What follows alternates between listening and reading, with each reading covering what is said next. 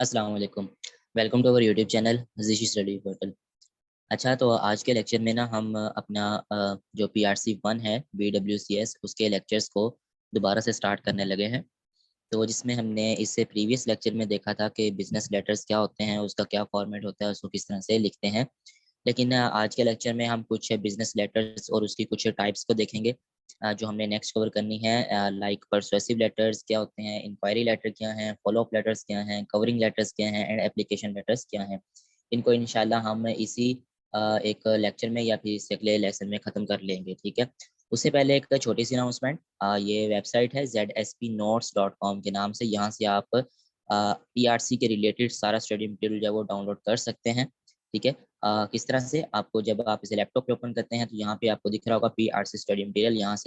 यहाँ पर सारे सब्जेक्ट वाइज यहाँ पे आपका सारा डाटा मौजूद है। आप यहाँ से इसको डाउनलोड कर सकते हैं। अदरवाइज आप यहाँ CS स्टडी मटेरियल के बटन पे क्लिक करके भी अपना जो अभी आपकी बुक्स हैं, लेक्चर्स हैं, कुछ डॉक्यूमेंट्स हैं, MCQs हैं, वो आप यहाँ से डाउनलोड कर सकते हो।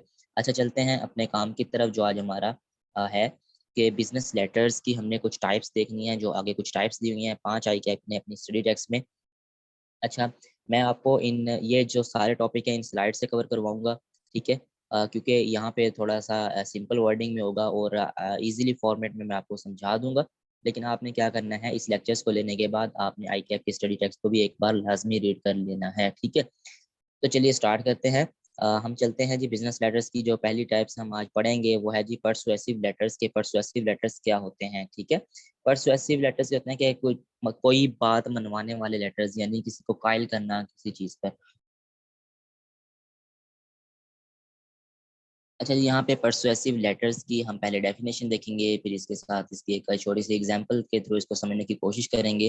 फिर इसके बाद हम इसमें देखेंगे कि इसमें क्या-क्या एलिमेंट्स जो हैं वो जो हमारे लिए ज़रूरी हैं, और इसका फिर फॉर्मेट भी देखेंगे और आपको सैंपल भी दिखाया जाएगा कि पर्सुएसिव लेटर होते किस तरह के। क्योंकि पेपर में आईकैप का बच्चों से मैं सुन रहा हूँ आजकल के एक लेटर देता है, उसके कुछ पार्ट्स के बारे में पूछता है, फॉर्मेट के बारे में पूछता है, या उसके रिलेटेड कुछ सिनोनिम एंटोनिम मैच करने को बोलता है, ठीक है। तो इस तरह से आपको एक सैंपल भी दिखाया जाएगा और उसका फॉर्मेट भी दिखाया जाएगा कि पर्सुएसिव लेटर होते किस तरह के हैं। अच्छा, पर्सुएसिव लेटर की डेफिनेशन क्या है, कि मैं आपको अगर आसान लफ्ज़ों में समझाऊँ कि पर्सुएसिव लेटर क्या होते हैं।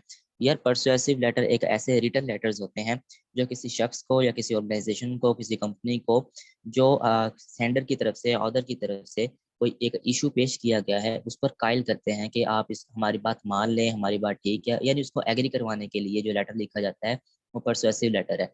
डेफिनेशन में भी यही है, the persuasive letters are a letter written to convince an organisation और person to accept the issue of the other sender interest और पर्सपेक्टिव। यानी जो के लेटर भेज रहा है उसका जो भी इंटरेस्ट है, जो भी दिलचस्पी रखता है वो किसी चीज़ के बारे में, वो किसी ऑर्गेनाइजेशन या पर्सन से अगर वो कन्विंस करवाना चाहता है, यानी उस पे कायल करवाना चाहता है उसको कि उसको एक्सेप्ट कर लें, ठीक है? टू एक्सेप्ट द इश्यू, जो मैं इश्यू बता रहा हूँ, अगर आप उसको एक्सेप्ट कर लें तो ये मेरे लिए बहुत ऑनर की बात होगी। ये क्या होता है जी, एक परसुएसिव लेटर होता है। अगर इसकी हम एग्जांपल देखें जिससे आपको बेहतर समझ आएगी। एग्जांपल क्या दी हुई है यहाँ पे, एग्जांपल है कि a liar tries to persuade the jury to believe that their client is innocent and get them to deliver a not guilty verdict। अब एक लायर है, एक वकील है, वो अदालत से कह रहा है कि जो मेरा मौकल है, यानी मेरा जो क्लाइंट है, वो इनोसेंट है, यानी शरीफ है, वो मतलब किसी उसने कोई उसने जुर्म नहीं किया हुआ। And get them to deliver, कि उसको डिलीवर कर दें, उसको छोड़ दें, उस पर कोई जुर्म आयद ना करें। अब ये कायल कर रहा है अदालत को, एक वकील, के जो मेरा क्लाइंट है वो बेकसूर है, ठीक है, आप उसको छोड़ दें और उस पर कोई जुर्म साबित ना करें, ठीक है।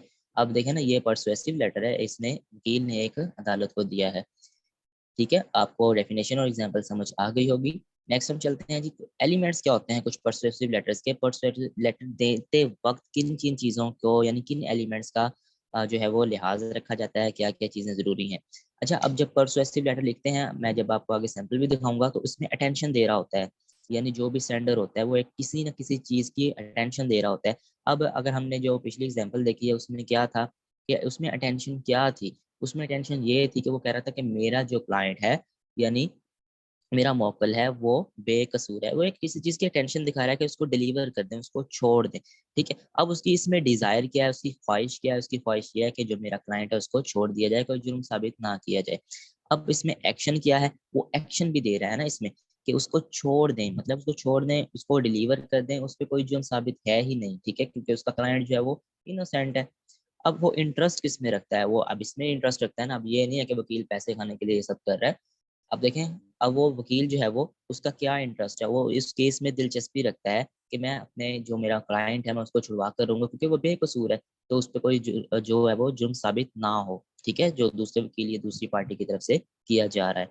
अब रेलिवेंट लॉजिक क्या है? अब रेलिवेंट लॉजिक यही है कि अगर अदालत में अपना केस पेश करना है तो वो अदालत ही जाएगा ना। अब सॉरी, अगर वकील ने कोई अपना केस देना है तो वो ज्यूरी को कहेगा कि नहीं भाई इस पे कोई ये बेकसूर है, इसको छोड़ दें। अब ये तो नहीं है कि एक लायर जो है वो हॉस्पिटल जाके डॉक्टर को कहेगा यार मेरे बंदे को छोड़ दो, इसने कोई जुर्म साबित नहीं है, तो रेलिवेंट लॉजिक होनी चाहिए ना। अब वकील का जो ताल्लुक है वो अदालत से ही है, ठीक है।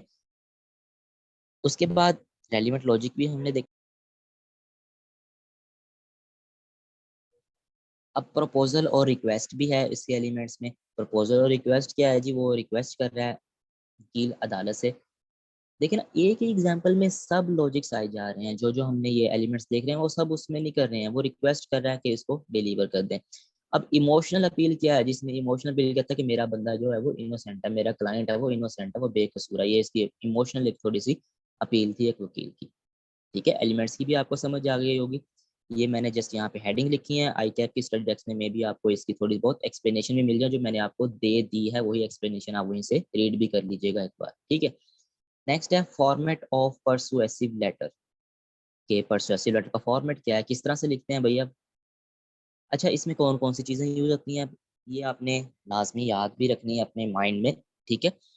अच्छा, इसमें जो फॉर्मेट होता है परसुएसिव लेटर का, उसमें यही चीजें होती हैं कि आपका नाम पहले लिखा जाता है, फिर आपका एड्रेस दिया जाता है, फिर उसकी जो रेसिपिएंट है, यानी जिसको आप फाइल कर रहे हैं उस ऑर्गेनाइजेशन के बारे में लिखा जाता है, उसका नाम लिखा जाता है, आप किसको परसुएसिव लेटर भेज रहे हैं, ठीक है। रिसीवर्स का एड्रेस मेंशन होता है, फिर सब्जेक्ट लाइन मेंशन होती है, जो उस परसुएसिव लेटर का सब्जेक्ट है, जो मेन हेडिंग है, जो मेन लाइन है वो पुट की जाती है, ठीक है। उसके बाद कुछ ग्रीटिंग है, उससे दुआ सलाम दी जाती है, ठीक है, वेलकम वगैरह। फर्स्ट पैराग्राफ, अब देखें ना ये चीजें देखने वाली हैं। फर्स्ट पैराग्राफ है इंट्रोडक्टरी लाइन, जो उसकी स्टार्टिंग में जो लाइंस लिखी जाएंगी उनको बोलते हैं इंट्रोडक्टरी लाइन, जो फर्स्ट पैराग्राफ होगा। फिर सेकंड पैराग्राफ होता है परसुएसिव लेटर में, वो क्या होता है जी? वो मोटिवेशनल एनालिसिस है, यानी मोटिवेशनल अपील्स हैं। थर्ड पैराग्राफ में क्या होगा? जस्टिफिकेशन फॉर योर परसुएशन, जो आप परसुएशन पेश कर रहे हैं, ठीक है, परसुएसिव लेटर दे रहे हैं, उसकी जस्टिफिकेशन देंगे। उसके साथ जो भी उसके रिलेटेड जो भी ऑब्जेक्ट्स होंगे, जो भी कॉपीज होंगी, हार्ड हो सॉफ्ट हो, वो आप उसके साथ थर्ड लाइन में अटैच कर रहे होंगे, थर्ड पैराग्राफ में।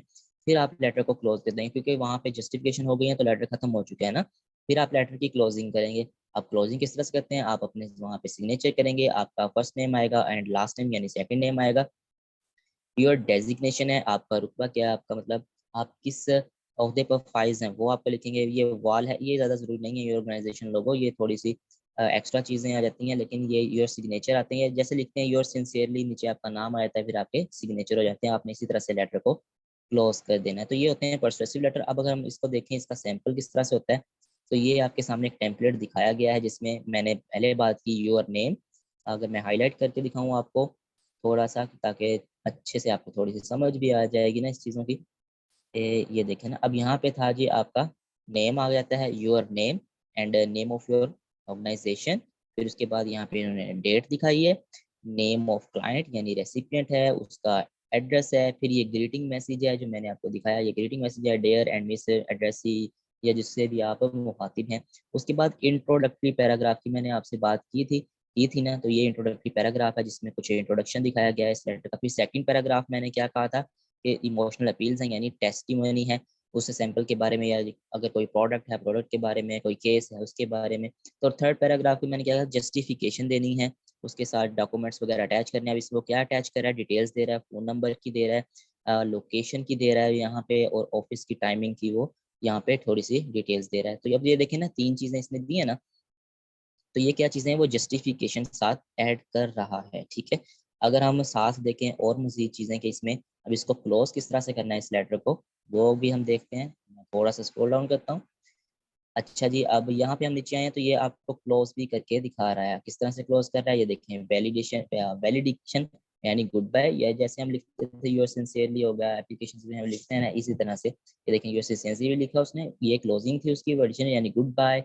जैसे हम लिखते थे I shall be very thankful to you, फिर आपका नीचे नाम है और यहाँ पे आपके जो है वो सिग्नेचर भी हो जाएंगे। ठीक है, तो ये था जी आपका परसुएसिव लेटर है, उसका उसके एलिमेंट्स क्या हैं, उसका फॉर्मेट क्या है और उसका सैंपल भी मैंने आपको दिखा दिया। अगर आपको ये पीडीएफ चाहिए तो आपको जो मैंने वेबसाइट बताई है आप वहीं से इसको डाउनलोड भी कर सकते हैं, अदरवाइज आपके जो ग्रुप्स बने हुए हैं व्हाट्सएप ग्रुप्स हैं मैंने वहां पर भी इसको शेयर कर दिया था। अब हम नेक्स्ट चलते हैं जी, लेटर ऑफ इंक्वायरी क्या होता है। लेटर ऑफ इंक्वायरी क्या है, देखें उसकी हम पहले डेफिनेशन देखेंगे, डेफिनेशन के बाद हम इसके जो भी नेक्स्ट जो भी प्रोसीजर है फॉर्मेट्स का और सैंपल का वो भी हम देख रहे होंगे। अब इंक्वायरी करनी है किसी चीज की, ठीक है, अगर मैं इसको पहले ये रीड कर देता हूँ आपको, a letter of inquiry is a letter written to inquire about something, किसी चीज के बारे में पता चलाने के लिए एक इंक्वायरी लेटर लिखा जाता है, that you want to know, जो कि आप जानते हैं लेकिन आप तसल्ली करना चाहते हैं। When writing a letter of inquiry, make sure to mention a list of all the details you would want. Inquiry letter लिखते वक्त इस बात का लाजमी ध्यान रखें, ये चीज़ें लाजमी मेंशन करें, वो कंप्लीट लिस्ट लाजमी मेंशन करें जो आपको उसके बारे में जो भी इंफॉर्मेशन चाहिए। अगर वो कोई प्रोडक्ट है, कोई सर्विस है, अगर आपको उसके बारे में सारी मालूमात चाहिए तो आप लेटर ऑफ इंक्वायरी में ये मेंशन करेंगे कि मुझे क्या-क्या चाहिए। ठीक है, you would like to purchase और the service you would like to avail. अब दराज जैसे एक शॉपिंग सेंटर है, वहाँ पे उन्होंने अपनी डिस्क्रिप्शंस भी लिखी होती हैं प्रोडक्ट की कि इस प्रोडक्ट में कौन-कौन से कलर शामिल हैं, ठीक है, डिटेल्स दी होती है ना उन्होंने। लेकिन अगर आप इंक्वायरी करना चाहें मज़ीद तो आप जो वहाँ का जो उस स्टोर का मालिक है या जो स्टोर का वेंडर यानी चला रहा है उसको, तो आप उससे मज़ीद इन्फॉर्मेशन हासिल करते हैं, क्या ये वाला कलर मौजूद है, क्या इस प्रोडक्ट का ये वाला साइज़ मौजूद है, ठीक है, आप पता करते हैं ना। तो ये क्या चीज़ें हैं, लेटर ऑफ इंक्वायरी है, आप उससे इंक्वायरी कर रहे हैं कि इस प्रोडक्ट के बारे में मज़ीद चीज़ें जो हैं वो मेरी समझ में आती हैं, जो मुझे पता है, क्या वो ये भी इसमें मौजूद हैं या नहीं है, ठीक है। तो ये क्या होता है जी, लेटर ऑफ इंक्वायरी होता है। नेक्स्ट हम चलते हैं इसके फॉर्मेट की तरफ के लेटर ऑफ इंक्वायरी जो होता है उसका फॉर्मेट क्या है, उसको किस तरह से लिखा जाता है। देखिए ये छोटी-छोटी सी चीज़ें हैं, इस पे मिनट लगाना है, आपने इसको रीड करते जाना है। जो जी इसका फॉर्मेट है, उसका स्टार्ट है सबसे पहले, स्टार्ट में क्या बताया गया है कि स्टार्ट में कहता है दी स्टार्ट, इसको स्टार्ट किस तरह से करना है, डियर सर और मैडम और to whom it may concern, very formal used when you do not know the person to whom you are writing, जिसके बारे में आप लिख रहे हैं या जिस प्रोडक्ट के बारे में आप लिख रहे हैं, अगर आप उसके बारे में कुछ नहीं जानते तो वो आप यहाँ पे मेंशन करेंगे, ठीक है, बहुत फॉर्मली तरीके में। If you know your contact already that's better than being anonymous, अगर आपको उसके बारे में पहले से पता है तो फिर ठीक है। फिर आपने यहाँ पे उसका गिविंग रेफरेंस यानी रेफरेंस देना है, रेफरेंस किस तरह से देते हैं, with reference to your advertisement, यानी जैसे मैं कह रहा था दराज वालों को उसका रेफरेंस देना है, और regarding your advertisement in give the company context to why you are writing, right why. अब लेटर ऑफ इंक्वायरी में अब ये रेफरेंस है कि आप ये क्यों लिख रहे हैं, किस प्रोडक्ट का रेफरेंस दे रहे हैं। फॉर एग्जाम्पल कोई भी एक प्रोडक्ट आप ले लेते हैं, ठीक है, फॉर एग्जाम्पल अगर हम एक प्रोडक्ट चूज कर लें, मैं एक प्रोडक्ट चूज करता हूँ कि अगर आप यहाँ पे लाइफ बॉय शैम्पू अगर आप दराज से मंगवाना चाहते हैं तो आप उससे एक रेफरेंस देंगे ना कि रेफरेंस क्या है, क्या चीज़ है उस कंपनी का रेफरेंस, दराज से मंगवा रहा हूँ, रेफरेंस क्या है, लाइफ बॉय शैम्पू है, ठीक है। बाकी चीज़ें आप उससे रिक्वेस्ट करेंगे कि इसमें कोई और फ्लेवर भी इसका मौजूद है, इसके साइज़ वगैरह यानी स्मॉल है, मीडियम है, लार्ज साइज़ है, ये भी आप उससे पता कर लेंगे, ठीक है। जैसे ये नेक्स्ट लिखा हुआ है रिक्वेस्टिंग अ कैटलॉग, कौन सा साइज़ मौजूद है, ठीक है, रिक्वेस्टिंग फर्दर इन्फॉर्मेशन, कौन से साइज़ कौन से फ्लेवर्स इसमें मौजूद हैं। उसके बाद जी summary to call to action, जब आप ऑर्डर कर देंगे तो उसमें आप अपना कॉन्टैक्ट यानी शिपिंग एड्रेस मेंशन करते हैं नहीं करते, जहाँ पे वो शिप होना है, जहाँ पे वो चीज़ आनी है, वो आप चीज़ यहाँ पे मेंशन करेंगे। फिर उसकी आप क्लोजिंग करते हैं, उसको क्लोज कर देते हैं, यानी आप जब चेकआउट उसको कर देते हैं, आपने पैसे भी ट्रांसफर कर दिए हैं, तो इस तरह से आपकी सारी डिटेल यहाँ पे शामिल हो जाती है। लेकिन यहाँ पे क्योंकि ये लेटर बता रहा है, इसमें किसी और चीज़ की वो एग्जाम्पल को डिस्कस कर रहा है, मेरा काम आपको समझाना था, तो आप ये भी रीड कर लीजिएगा और आई कैप की स्टडी टेक्स्ट में वहाँ पे जो भी एग्जाम्पल दी होंगी उसको अच्छे से रीड कर लीजिएगा।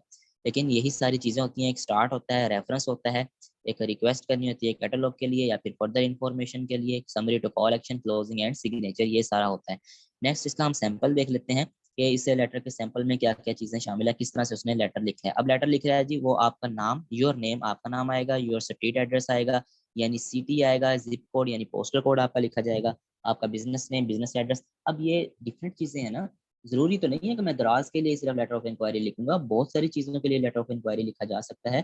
तो अब ये पता नहीं है, मैंने क्योंकि एग्जांपल ये नेट से कॉपी किया है आपको सिर्फ समझाने के लिए, तो ये इन्होंने पता नहीं किस चीज़ के बारे में लिखा हुआ है, ये किसी चीज़ की एडवर्टाइजमेंट कर रहे हैं, उसके बारे में इन्होंने लेटर ऑफ इंक्वायरी लिखा है। अब यहाँ पे वो डेट मेंशन करनी है। अब ये इसने ग्रीटिंग किस तरह से लिया, टू होम में इट कंसर्न, यानी ये स्टार्ट ले रहा है यहाँ से, फिर वो कहता है विद रेफरेंस। अब ये आ गया ना, रेफरेंस आ गया है। With reference to your advertisement in yesterday's New York time could you please send me a copy of your latest catalogue, जो आपके लेटेस्ट प्रोडक्ट है, लेटेस्ट कैटलॉग है, क्या आप उनकी कॉपी मुझे भेज सकते हैं? Is it also available online? अब ये कुछ ना इन्फॉर्मेशन मांग रहे हैं ना, देखें साथ साथ। I look forward to hearing from you, अब वो इसकी क्लोजिंग कर रहा है, योर्स फेथफुली, और आपके signature, your name, your job title, your company name. ठीक है, तो ये सिंपली लेटर ऑफ इंक्वायरी था, जिसमें आप किसी प्रोडक्ट, किसी कैटलॉग, किसी एडवर्टाइजमेंट के बारे में जो इंफॉर्मेशन आपके माइंड में है लेकिन आप उससे कंफर्म करना चाहते हैं इंक्वायरी करके, वो आप कर रहे होते हैं। ठीक है, नेक्स्ट है जी follow up letters. Follow up letters क्या होते हैं, उसकी डेफिनेशन हम देखेंगे। नेक्स्ट वही जो हमारा प्रोसीजर होगा फॉर्मेट और सैंपल का। अब इसकी क्या डेफिनेशन हो सकती है फॉलो अप लेटर्स की? यहाँ पे वो कहते हैं कि follow up letter is a letter that consolidate between you and the recipient a relationship and sets the platform of continued communication while referring to something of the past. A follow-up letter can be a follow-up to a previous letter, जो पहले letter दिया गया है, a meeting, a job application, an order confirmation, a contract act वगैरह वगैरह वगैरह वगैरह। अच्छा जी, रीडिंग तो हमने कर लिया, अब इसकी एक्सप्लेनेशन थोड़ी सी देख लेते हैं। लेकिन यार मेरा दिल कर रहा है कि मैं इसको ना नेक्स्ट लेक्चर में कवर करूँ। ठीक है, क्योंकि दो लेटर ऑलरेडी इस लेक्चर में हो चुके हैं। अगर हम इसको, क्योंकि मेरा एक प्लान है कि 10 से 15 मिनट का एक लेक्चर होना चाहिए, इससे ज़्यादा नहीं होना चाहिए। तो हम इसको यार नेक्स्ट उसमें कवर करते हैं, नेक्स्ट लेक्चर में इंशाल्लाह। आप इसको जब अगर आप इसको वॉच कर सके हैं तो आप नेक्स्ट लेक्चर के लिए चैनल से उसको अप्लाई करें, स्टार्ट करें, ये वाला लेक्चर जो है वो स्टार्ट हो जाएगा। अपना बहुत बहुत ख्याल रखिएगा। अल्लाह हाफिज़।